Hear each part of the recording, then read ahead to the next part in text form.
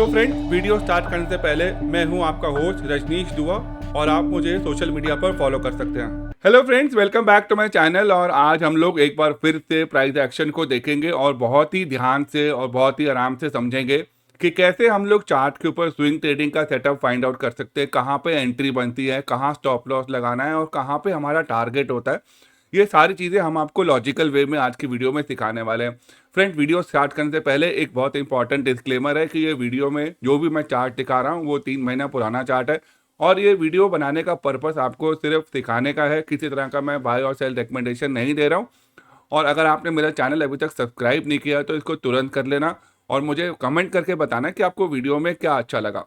So friends, आप यहाँ पर देख सकते हो कि ये इंडियन ऑयल कॉरपोरेशन का चार्ट है मेरे सामने और ये डेली टाइम फ्रेम लगा हुआ है। और इसके अंदर मैं आपको पहले बता देता हूँ कि इसके अंदर एक तो मैंने मूविंग एवरेज लगाए हुए हैं जो मुझे ट्रेंड बताते हैं, और फिर मैंने मोमेंटम के लिए RSI और MACD लगाया हुआ है। आप चाहो तो दोनों में से कोई एक इंडिकेटर लगा सकते हो क्योंकि दोनों इंडिकेटर हमें मोमेंटम बताते हैं।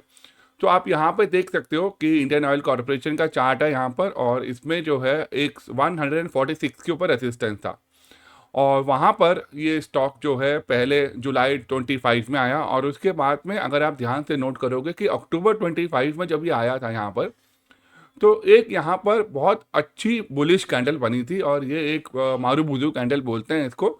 और जब ये कैंडल बनती है इसके साथ आप देखोगे तो नीचे जो है यहाँ पर आपको वॉल्यूम के बार दिखाई दे रहे हैं। ठीक है, तो जब भी किसी अच्छी ग्रीन कैंडल के साथ हाई वॉल्यूम के साथ जब भी कोई स्टॉक अपने रेसिस्टेंस को ब्रेकआउट करता है तो वहाँ पर मोस्टली क्या करते हैं हम लोग कि वहाँ पर हम तुरंत एंट्री ले लेते हैं, जो कि बिल्कुल गलत है। आप ध्यान से देखो, जब भी स्टॉक यहाँ पर ब्रेकआउट करता है अपने रेसिस्टेंस के ऊपर तो वहाँ पर एक्चुअली में उसको थोड़े टाइम के लिए साइडवेज कंसोलिडेट होना बहुत ज़रूरी है। क्योंकि क्या होता है कि वहाँ पर जो लोगों ने गलत एंट्री ली होती है, राइट, तो वो लोग हड़बड़ाहट में वहाँ पर प्रॉफिट बुकिंग करते हैं। तो अगर स्टॉक में रियल में स्ट्रेंथ है तो वो रेसिस्टेंस के ऊपर जो है कंसोलिडेट करेगा। और वही यहाँ पर हुआ कि ये 6 अक्टूबर 2025 को ब्रेकआउट दिया था और उसके बाद आप देख सकते हो ये ऑलमोस्ट पूरा अक्टूबर का महीना उसी रेसिस्टेंस के ऊपर ट्रेड होता रहा। ठीक है, अगर आप ध्यान से नोट करोगे तो इसके नीचे आप देखो तो जो हमारा RSI इंडिकेटर है वो ब्रेकआउट के बाद 60 के ऊपर चला गया और उसके बाद जो है जब RSI वापस 60 पे टच करता है, आप देखो यहाँ पर, तो उसके बाद में यहाँ पर ये नेगेटिव कैंडल बन जाती है। तो यहाँ पर एक इंडिकेशन आता है कि शायद यहाँ पर ब्रेकआउट फेल्ड हो गया। लेकिन अगले 2 कैंडल जो यहाँ पे बनते हैं वो एक कैंडल पैटर्न होता है जो कि स्ट्रॉन्ग रिवर्सल कैंडल होता है जिसको हम बोलते हैं मॉर्निंग स्टार। और इस कैंडल के अंदर हम 3 कैंडल को देखकर ये फाइंड आउट करते हैं कि क्या यहाँ पर सच में रिवर्सल हो रहा है या नहीं हो रहा। अब देखो दोस्तों, यहाँ पर हमारे पास में 3 कैंडल होती हैं जज करने के लिए, तो यहाँ पर प्रोबेबिलिटी ऑफ सक्सेस जो है वो ज़्यादा हो जाता है क्योंकि आप एक कैंडल पे नहीं बल्कि 3 कैंडल के ऊपर ये डिसाइड कर रहे हो कि यहाँ पर सच में रिवर्सल हो रहा है या नहीं हो रहा। और दूसरी चीज़ जो आपको यहाँ पर देखनी है वो ये देखनी है कि इसमें जो आपका RSI है वो आप देखोगे तो इन कैंडल के साथ में 60 के ऊपर चला गया और उसके बाद एक बहुत बढ़िया ग्रीन कैंडल के साथ इसने जो है हाई वॉल्यूम के साथ में अपना ट्रेंड कंटिन्यू किया। करेक्ट। तो अगर आप मुझसे पूछोगे कि इसकी एंट्री कहाँ पे होगी तो इसकी जो सही एंट्री होगी वो मॉर्निंग स्टार के ऊपर और इसका जो SL होगा वो मॉर्निंग स्टार के नीचे। अब आप देखो यहाँ पर ये जो मैंने मूविंग एवरेज लगाए हुए हैं इनका रेलेवेंस मैं आपको बताता हूँ। ये 10-20 मूविंग एवरेज है। रेड वाला जो है वो 10 है और ग्रीन वाला जो 20 है। अब आप एक चीज़ ध्यान रखना, जब भी मोमेंटम के बाद में ब्रेकआउट का मूव आता है, राइट, तो वो टाइम पर स्टॉक जो है काफ़ी फास्ट मूव करता है और कई बार ऐसा होता है कि वो ट्रेंड काफ़ी दिनों तक कंटिन्यू रहता है। जैसे कि आप यहाँ पर देख सकते हो कि बहुत बड़ी यहाँ पर ग्रीन कैंडल बनती है और उसके बाद ये ट्रेंड ऑलमोस्ट 1 महीने तक कंटिन्यू रहता है। करेक्ट। अब हम लोग यहाँ पर प्रॉफिट बुकिंग की बात करते हैं कि कैसे आप यहाँ पर अपने टारगेट को लॉजिकली बुक कर सकते हैं। फ्रेंड्स, आप एक चीज़ देखो, जब भी कोई प्राइस मूविंग एवरेज के बहुत ऊपर चला जाएगा, ठीक है, तो उसको हम बोलते हैं कि प्राइस जो है वो ओवर बॉट हो गया है।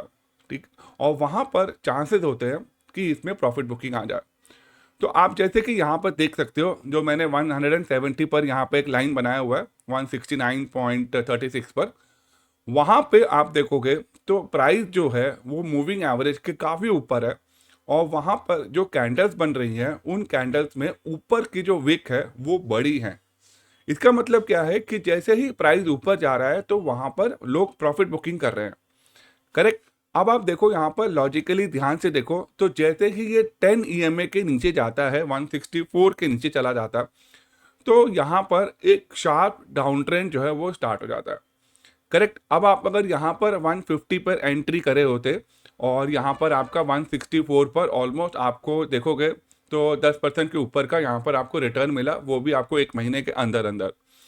तो इस तरह से अगर आप रूल बेस्ड ट्रेडिंग सीखना चाहते हैं, ये जानना चाहते हैं कि कौन से इंडिकेटर यूज करते हैं, कैंडलस्टिक पैटर्न को कैसे एनालाइज करते हैं, सही स्टॉक सिलेक्शन कैसे करना है, मनी मैनेजमेंट कैसे करना है, और एकदम रूल बेस्ड ट्रेडिंग सीखना चाहते हैं, तो आप मेरे साथ price action simplified course join कर सकते हैं, जिसकी डिटेल्स आपको डिस्क्रिप्शन बॉक्स में मिल जाएगी। वहां पर दिए गए व्हाट्सएप नंबर पर आप मुझे कांटेक्ट करेंगे तो मैं या मेरी टीम आपको कोर्स की सारी डिटेल्स बता देंगे।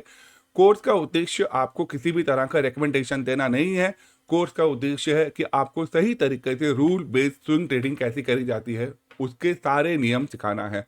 तो फ्रेंड्स, अगर आप इसमें इंटरेस्टेड हो तो इसको ज्वाइन करना, और अगर आपको ये वीडियो सच में अच्छी लगी हो तो इनको अपने दोस्तों के साथ शेयर करना जो कि स्टॉक मार्केट में प्राइस एक्शन और टेक्निकल एनालिसिस को समझना चाहते हैं और ये जानना चाहते हैं कि किस तरह से हम स्विंग सेटअप का मूव कैचअप कर सकते हैं। So friends, thank you so much for watching and have a nice day.